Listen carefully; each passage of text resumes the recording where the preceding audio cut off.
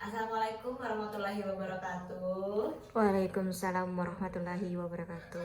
Selamat pagi Bu Ibu. Pagi juga, Bu. Perkenalkan, saya Vanessa, petugas Promkes dari Puskesmas Bogor Selatan. Hari ini kita akan membahas tentang lingkar perut. Di sini ibu-ibu kalian udah tahu belum lingkar perut fungsinya untuk apa? Belum, Bu. Masa belum? Yang udah tahu siapa? Nggak ada deh kayaknya. Oh, nggak ada yang tahu. Jadi ibu-ibu, lingkar perut berfungsi untuk mengukur lingkar perut ideal seorang wanita dewasa atau laki-laki dewasa. Yang tahu lingkar perut ideal wanita berapa? Ayo, siapa yang tahu? 70 mungkin? Terlalu kurus. Ada lagi, Bu? Oh, nggak ada.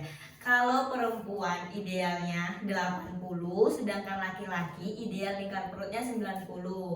Di sini kira-kira ada yang lebih atau ada yang kurang nih dari 80? Lebih pasti dong ya. Untuk wanita, kalau lebih dari 80 diusahakan untuk mengurangi. Karena otomatis kalau lebih dari 80 otomatis ibu termasuk Dut. gendut. Baik ibu-ibu, di sini saya udah memegang meteran. Ini namanya meteran yang biasa di tukang jahit tuh loh, Bu. Biasanya kita sering kan mau jahit diukur bajunya dipakai ini. Ini salah satu alat mengukur lingkar perut. Ada dua jenis sih biasanya. Yang satu yang kayak jahitan ini, satu lagi tuh kalau ibu pernah lihat petugas gizi sering bawa yang kalau misalnya dipencet terus dia tuh langsung zerep gitu loh, Bu. Ada kan? Nah, ini saya pakai yang ini. Dari nol kita langsung coba ke praktek. Oke. Dari nol ini perut ke bagian tengah pusar ya, lalu lihat nih, serep 79, otomatis saya ideal.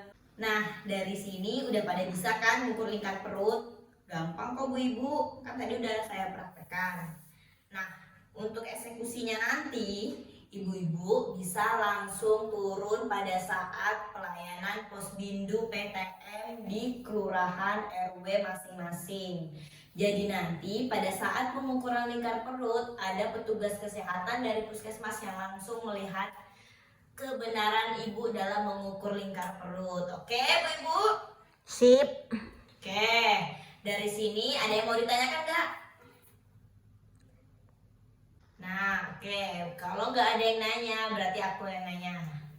Ibu Dea, ayo Bu Kader dari Cendrawasih RT 2. Lingkar perut ideal wanita berapa? 80 tadi ya. Ya, betul. Tepuk tangan dulu untuk Ibu Dea. Ya, sekarang Ibu Mariati. Ibu, kalau laki-laki berapa? Sama dulu. Ih, pintar, bagus. Udah pintar-pintar sih Bu Kader. Sekarang Ibu Kader tuh emang lebih pintar kadang dari petugasnya. Oke, Bu-ibu, itu yang bisa saya sampaikan mengenai lingkar perut. Nanti kalau misalnya ada yang perlu ditanyakan, tapi kayaknya nggak mungkin nanya ya Bu ya. Lingkar perut kan mudah. Nih, dari nol tarik sampai keluar ada di titik pengukuran.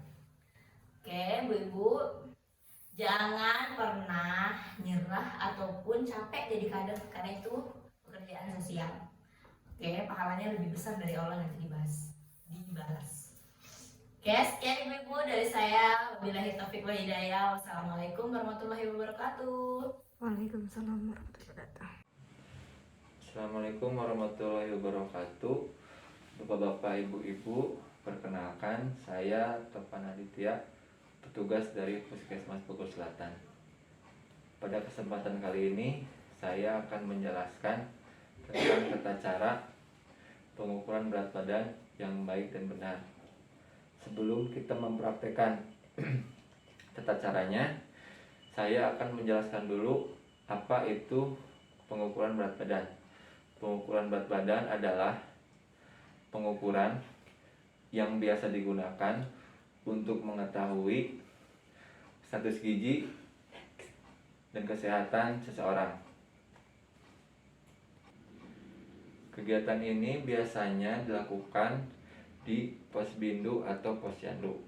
Nah, sekarang kita akan coba mempraktekkan tata cara pengukuran berat badan tersebut. Alat yang digunakan untuk proses penimbangan bisa dilakukan dengan yang pertama timbangan digital dan timbangan jarum. Ini contoh timbangan digital. Sebelum dilakukan penimbangan, hal-hal yang perlu diperhatikan yaitu pastikan timbangan sudah dikalibrasi. Kemudian pada saat penimbangan, timbangan harus disimpan pada bidang yang datar. Seperti ini ya Bapak Ibu. Lalu untuk dilakukannya, kita meminta pasien untuk berdiri di atas timbangan. Seperti ini ya Bapak Ibu, terletak di bidang datar.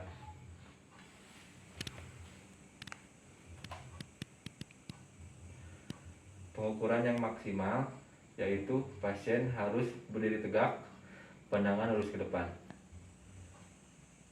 Nah, setelah tahu hasilnya, baru kita bisa mencatat di buku pencatatan. Seperti itu ya Bapak Ibu.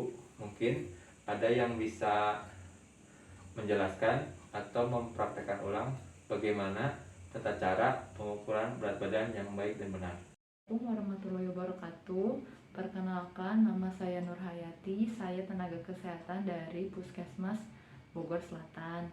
Bapak dan Ibu sekalian, hari ini saya akan menjelaskan mengenai pengukuran tinggi badan dan bagaimana cara mengukur tinggi badan yang benar.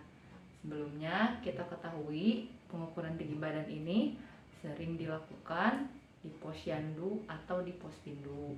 Pengukuran tinggi badan ini sering digunakan untuk mengetahui status gizi seseorang atau status kesehatan seseorang.